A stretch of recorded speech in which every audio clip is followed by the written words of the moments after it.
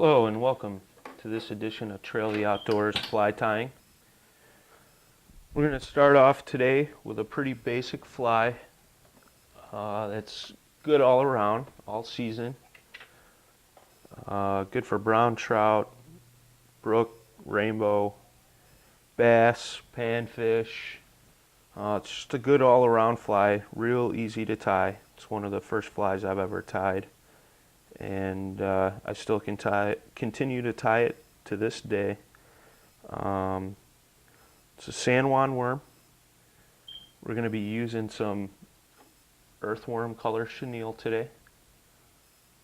I'm using a 6/0 brown thread, and we're using a number 10 1X long nymph hook. Various people make this. This particular hook I'm using today is just I believe it's a Cabela's hook. They run fairly cheap. Basically, the way we're going to start out here, take our thread and we kind of make an X with our thread in the shaft. I'm going to start by winding up the shaft towards the eye hook. I'm going to stop a little bit before that and wind back across those threads that we just started. I'm going to use a little bit of pressure, that way it holds your line in order. Before I get to the back of the shaft here, I always trim my excess.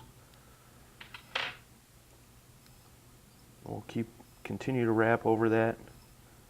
I usually stop right at the bend of the hook, and I'll wrap forward again. On this particular fly, I don't like to have any of the shaft exposed because we're kind of going for a natural presentation. So we want to kind of cover that up, give it a little bit of beef, so that way it blends with our chenille and gives it a real natural presentation. When I tie this, I like to take my chenille and have it a hook length past in the back and a hook length past in the front. And I'm going to actually cut this piece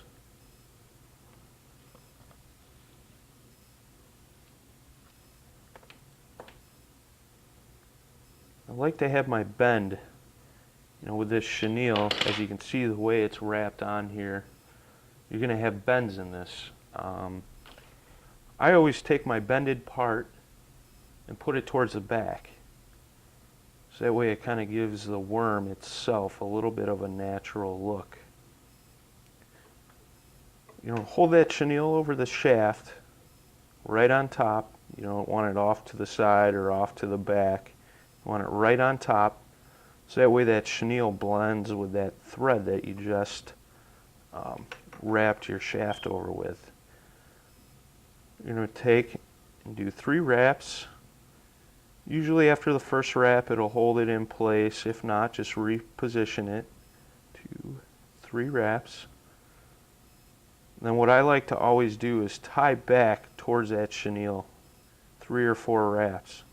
This is going to hold those wraps in place a little tighter. I always do that just to make sure. We're going to stop center shaft. We'll do the same thing. 3 wraps. Wrap back. 3 or 4 wraps. Then wrap back up towards the front of that hook. I like to stop right where we stopped that thread there, or pretty close to it. I'm going to do 3 wraps again. And if you'll notice, I always try to keep my thread in the same spot when I'm doing these worms. You don't want, 1 wrap here, 1 wrap back here, and 1 wrap back up there. If you do the 3 wraps, it gives it a more realistic presentation. You don't want thread crimping down all the fuzz on this chenille, giving it kind of an odd look. We made our 3 wraps. Wrap back a couple times. Tie up towards the shaft. Now some guys like to do a single whip, double whip. It's your own personal preference, what you feel comfortable with, what you can get tight. Some guys will use whip finishing tools. I personally like to use my finger. But basically, what you do is pull a little extra thread out of your spool there. Take it with the thread on the front side towards you. Wrap around your finger, go around. Take that loop and twist it.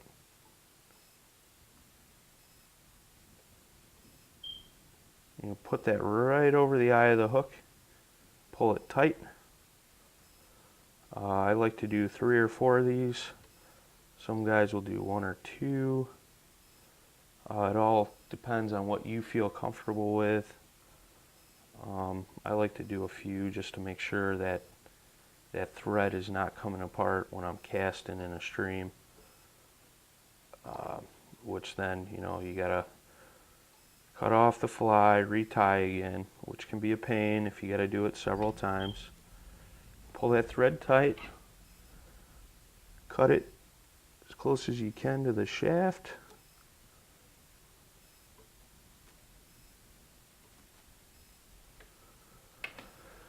And then we're going to take some of this fly head cement.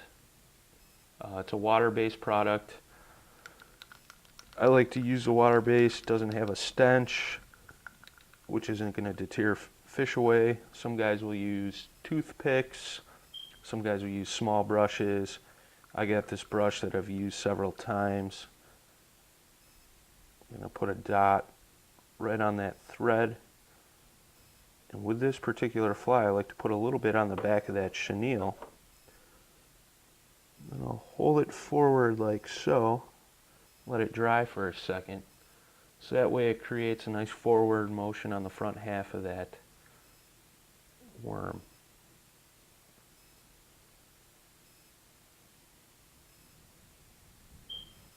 Now what we're going to do is take a lighter, burn the ends, singe them a little bit.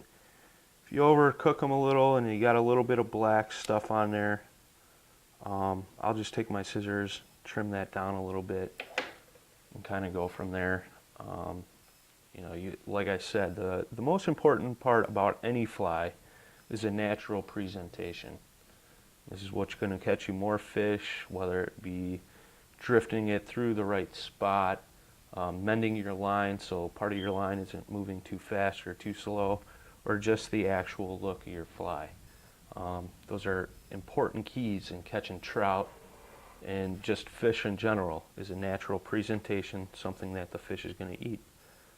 So now you have your San Juan worm complete. I'll pull it out of my vise, and what I like to do is I always throw my flies in a spare fly box. As you can see, I got a couple flies in here already that I tied up earlier. I'm going to let that dry. Typically I'll let it dry solid for a little while, about an hour or so, and then I'll apply another dab of glue just to ensure, like I said before, that that thread holds in place. This is the San Juan worm, brought to you by trailtheoutdoors.com. If you have any questions on the San Juan worm or fly tying in general, feel free to email us at trailtheoutdoors@gmail.com, and we'll answer any questions you have and get back to you as soon as we possibly can. Thanks for tuning in to this episode of Fly Tying with trailtheoutdoors.com.